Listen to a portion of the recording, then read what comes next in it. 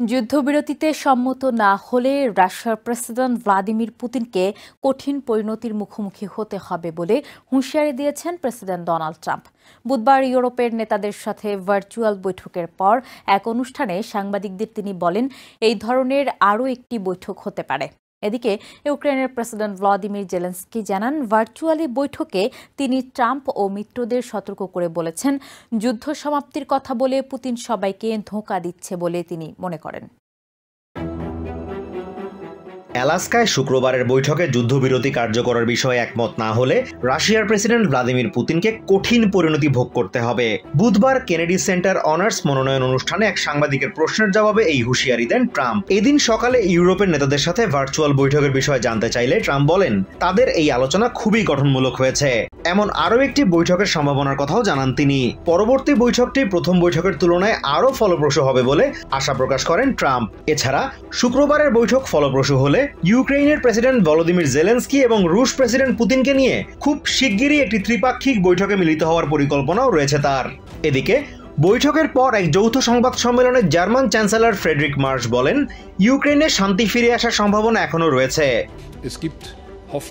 ইউক্রেনে শান্তি ফিরিয়ে আনার বিষয়ে আমরা এখনো আশাবাদী। এর জন্য কূটনৈতিক সহ সম্ভাব্য সকল পথ অবলম্বন এই ভয়াবহ যুদ্ধের অবসান ঘটাতে আমরা সবকিছু করতে প্রস্তুত। প্রেসিডেন্ট ট্রাম্পের সাথে আমরা যুদ্ধবিরতির বিষয়ে কথা বলেছি।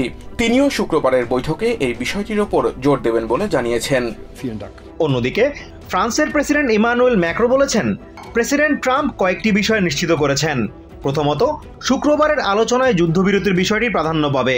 দ্বিতীয়ত, ইউক্রেন ভূখণ্ডের বিষয়ে যে কোনো আলোচনা কিয়েভের অনুপস্থিতিতে হবে না।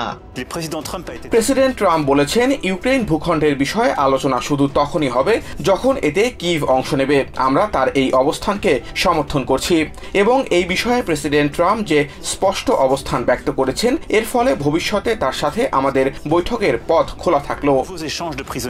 তবে প্রেসিডেন্ট পুতিনের উদ্দেশ্য নিয়ে সন্দেহ প্রকাশ করেছেন ইউক্রেনের president Volodymyr Zelensky.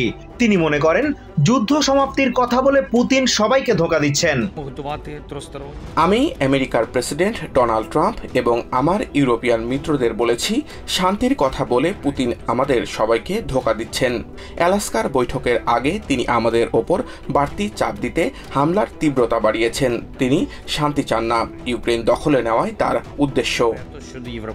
NATO secretary general mark রুটা সামাজিক মাধ্যম এক্সে দেয়া এক পোস্টে দাবি করেন, এই বৈঠকের মধ্য দিয়ে ইউক্রেন প্রশ্নে আমেরিকা, ইইউ এবং নেটোর ঐক্যের বিষয়টি ফুটে উঠেছে। অন্যদিকে ইউরোপিয়ান কমিশনের president Ursula von der Leyen বলেছেন, শান্তি স্থাপনে সংশ্লিষ্ট সবার সাথে নিবিড়ভাবে কাজ করবেন তিনি। Azimur Rashid Kanak, TVN 24 news desk. New York থেকে সম্প্রচারিত TVN 24 টেলিভিশন বিশ্বজুড়ে বাঙালির কণ্ঠস্বর।